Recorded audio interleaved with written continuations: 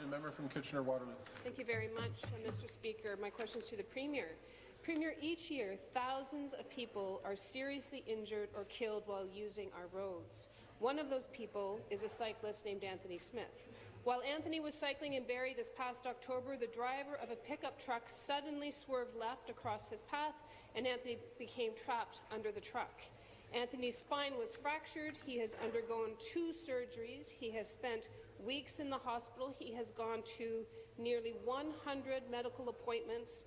The driver of the pickup truck was only charged with hiding his license plate. He received a $125 fine. Why is it acceptable in Ontario that a driver who seriously injures a vulnerable road user, a pedestrian or cyclist like Anthony, only receives a $125 fine? Question. Thank you. Thank you. Minister of Transportation.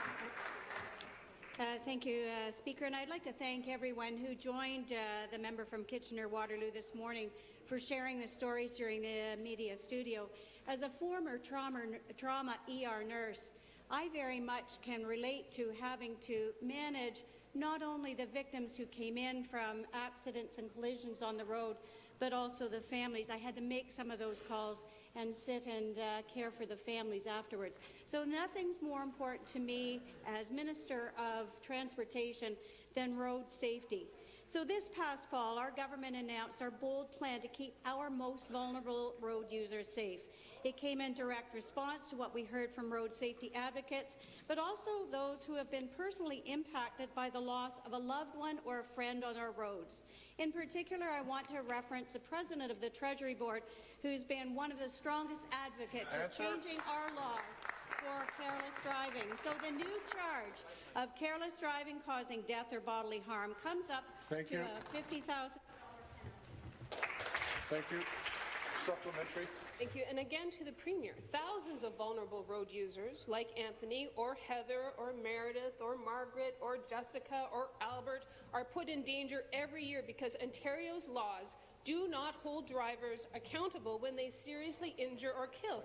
A driver can kill or seriously injure a cyclist or pedestrian, and most of the time, the driver will likely just receive a fine of maybe a few $100s. They do not lose their license, they are not required to take driver training, and they do not even need to attend court to hear the victim impact statement and face the consequences of their actions.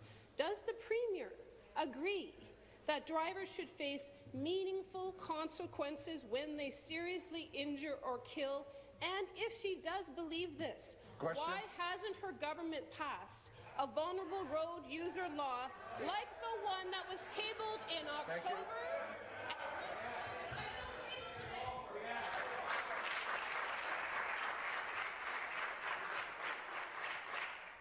I stand, you sit.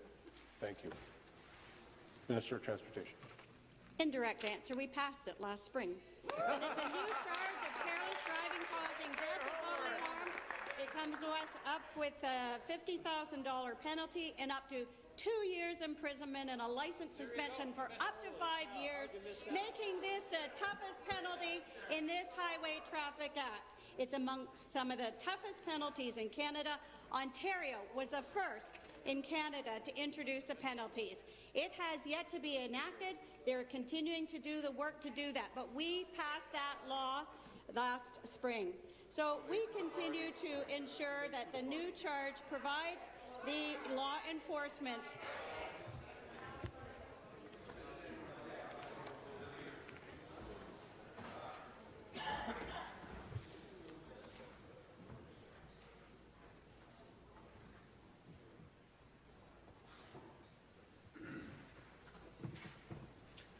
Wrap up sentence, please.